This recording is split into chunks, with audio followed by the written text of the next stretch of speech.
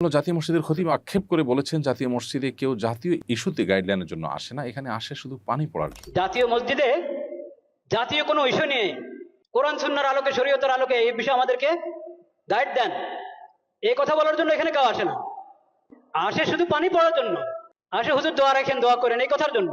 আপনি তার এই আক্ষেপের সঙ্গে একমত কিনা? একটি মুসলিম সংখ্যাগরিষ্ঠ রাষ্ট্রে জাতীয় মসজিদের ভূমিকা কি হওয়া উচিত বলে আপনি মনে করেন? খুবই গুরুত্বপূর্ণ প্রশ্ন এবং সময়তে খতিবের সাথে শতভাগ সহমত পোষণ করছি এবং তাকে ধন্যবাদ জানাই এরকম চমৎকার একটি কথা বলবার জন্য। জাতীয় মসজিদের খতিবকে জাতীয় ইস্যুগুলোতে ডাকা উচিত, তার মতামত নেওয়া উচিত। দুর্ভাগ্য আমাদের কখনো সেটা করতে দেখা যায় না।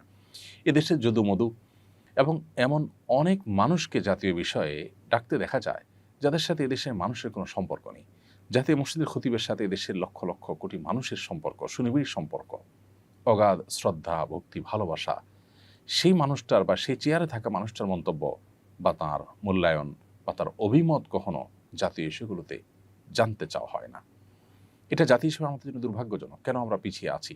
কেন আমাদের আজকে এই দুরবস্থা? ৫০ বছর পরও আমরা কেন একই গলিতে চক্কর খাচ্ছি?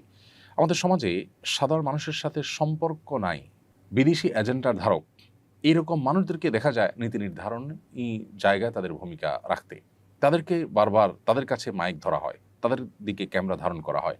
ইমাম সাহেবদেরকে, ওলামা ইকরামদেরকে বরাবরের মতো ইগনোর করা হয়।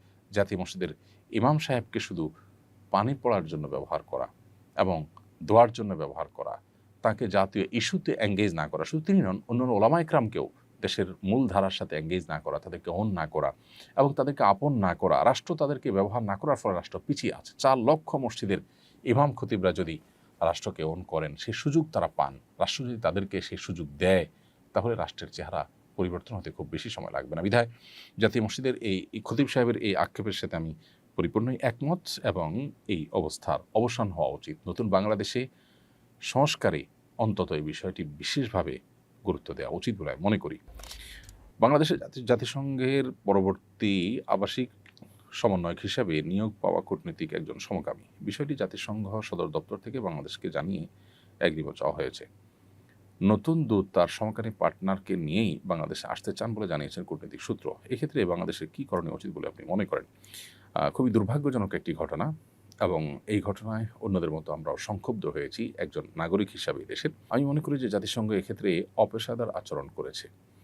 যে দেশে ধর্মীয় মূল্যবোধকে, যে দেশের প্রায় সব মানুষ সর্বোচ্চ গুরুত্ব দিয়ে দেখে থাকে, সেই দেশে এ ধরনের একজন মানুষকে দায়িত্বশীল হিসাবে পাঠানো এবং তার সাথে তার সেই জঘন্য কর্ম, বিশেষ করে এই দেশের প্রচলিত আইনে যেটি অপরাধ, সেরকম একটি কর্মকাণ্ড করছেন একজন, সেটার আবার অনুমোদন চেয়ে আপনার চিঠি চাওয়া বা অনুমোদন প্রার্থনা করা, এটা অপেশাদার আচরণ বলে আমি মনে করি। এদেশের মানুষের মূল্যবোধের প্রতি, এদেশের প্রচলিত আইনের প্রতি শ্রদ্ধা রাখা তাদের কর্তব্য ছিল। কেন ওলামা ইকরাম এবং এক শ্রেণীর দেশের কৃতি সন্তানেরা জাতিসংঘের এই মানবাধিকার অফিস করার বিরোধিতা করেছেন, এখন সেটা আমরা হাড়ে হাড়ে টের পাচ্ছি এবং অনুভব করছি। অফিস করার আগেই যদি অবস্থা হয়, তাহলে তাদের এজেন্ডা কী হবে এবং তারা এদেশের মূল্যবোধকে কতটা হুমকির মধ্যে ফেলতে পারে, সেটা নিয়ে যথেষ্ট দুশ্চিন্তা করবার সুযোগ আছে।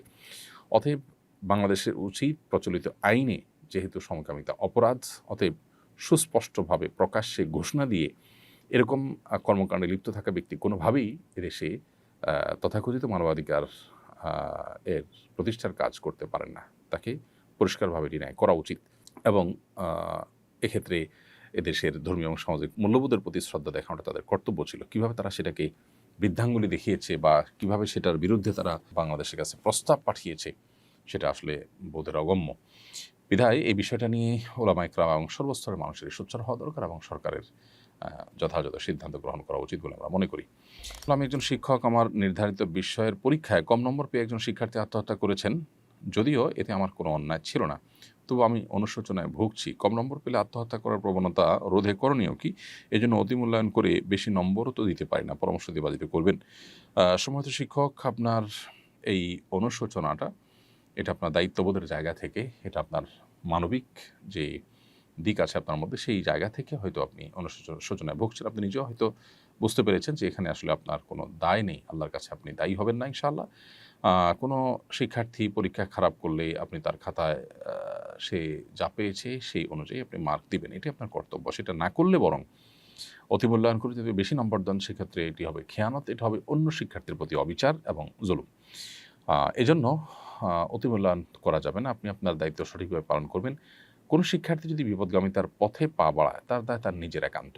পরীক্ষায় খারাপ ফলাফল করার কারণে আত্মহত্যার দিকে চলে যাওয়া, পরীক্ষা দিতে না পারার কারণে পাগল পড়া হয়ে যাওয়ার ভিডিও আমরা দেখতে পাই বিভিন্ন সময়। এমনকি বাবা মা অস্থির হয়ে কান্নাকাটি করে পাগল পড়া হয়ে যান। এই বিষয়গুলো পরিষ্কারভাবে আমাদেরকে ইঙ্গিত করে, আমাদেরকে বার্তা দেয়, জানান দেয় যে আমরা প্রচণ্ড রকমে ভোগবাদী, বস্তুবাদী হয়ে গেছি। একজন মুসলিম যিনি আখিরাতে বিশ্বাসী, যিনি আল্লাহতে বিশ্বাসী, যিনি কোরআন এবং সুন্নাহয় বিশ্বাসী, তার অবস্থান, তার ক্রিয়াকর্ম কোনো অবস্থাতে এরকম হতে পারে না। পৃথিবীর সব কিছু চলে গেলেও মানুষ হিসেবে কষ্ট তো আমরা পেতেই পারি, কিন্তু ভেঙে চুরে দুমড়ে মুষড়ে আত্মহত্যার পথে চলে যাওয়া, এটা আমাদের আখিরাতের প্রতি বিশ্বাসের সাথে সঙ্গতিপূর্ণ নয়। পরীক্ষা ফেল করা মানে আমার সব শেষ হয়ে যাওয়া নয়। আমার পৃথিবীর সবও যদি শেষ হয়ে যায়, আখিরাতটা যদি আমার ঠিক থাকে, তাহলে তো আমার খুশি হওয়া উচিত, শুকরিয়া আদায় করা উচিত যে আমার আখিরাতটা অন্তত ঠিক আছে। অতএব আমাদের মধ্যে ঈমানি চেতনা এটা দুর্বল হয়ে যাওয়ার কারণে, আখিরাতের প্রতি বিশ্বাসটা দুর্বল হওয়ার কারণে বৈষয়িক বিষয়টা আমাদের কাছে অনেক বড় হয়ে দেখা দেয়, এবং যার ফলশ্রুতিতে আমাদের এই অধঃপতন শুরু হয়েছে। গোটা পৃথিবীর বিভিন্ন প্রান্তে প্রান্তরে উন্নত দেশগুলোতে যে পরিমাণ আত্মহত্যার প্রবণতা এবং ঘটনাগুলো আমরা দেখি, সেগুলো কিন্তু একই ইঙ্গিত দেয় এবং একই কারণে হয়ে থাকে। অর্থাৎ বৈষয়িক বিষয়গুলো অনেক বড় হওয়ার কারণে মানুষ এ পথে যায়।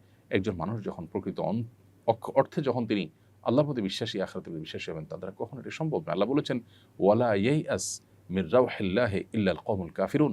আল্লাহর রহমত থেকে অবিশ্বাসী সম্প্রদায় ছাড়া ঈমানদার নিরাশ হতে পারে না। নিরাশ হয়ে এই যে নৈরাশ্য থেকে আত্মহরণের পথে পা বাড়ানো, এটা কোনো ঈমানদারের সাথে যায় না। ঈমানদারের অভিভাবক আল্লাহ, তিনি সবকিছু দেখছেন। ঈমানদার বিশ্বাস করবেন যে সকল দুরবস্থা থেকেও আবার সবচেয়ে ভালো অবস্থায় মানুষ রূপান্তরিত হতে পারে, আল্লাহ সেটি করতে পারেন। সো আল্লাহ প্রতি সে বিশ্বাস, আস্থা থাকতে হবে। অনাস্থা, আস্থার দুর্বলতা, বিশ্বাসের ঘাটতি, এটাই মানুষকে দিকে নিয়ে যায়। অতএব এই ব্যাপারে আমাদের নতুন করে ভাবতে হবে। আমাদের শিক্ষা ব্যবস্থা, আমাদের পরিবার ব্যবস্থা, আমাদের প্রত্যেকটা জায়গায় ধর্মীয় বিধিবিধান, আমাদের মূল্যবোধ, আমাদের নীতিনৈতিকতার চর্চা, এটা বাড়াতে হবে। তা না হলে আমরা কোন অবস্থাতেই এই দুরবস্থা থেকে উত্তরণের পথ খুঁজে পাবো না। আমরা হয়তো দালান কোঠা এবং ইস্পাত সভ্যতার উচ্চতর শেখরে আমরা হয়তো পৌঁছে যাব, কিন্তু আমাদের ভেতর থেকে আমরা শেষ হয়ে যাব। মানসিক শান্তি আমাদের সমাজে থাকবে না। আস-সুন্নাহ ফাউন্ডেশন, উম্মার স্বার্থে সুন্নাহর সাথে।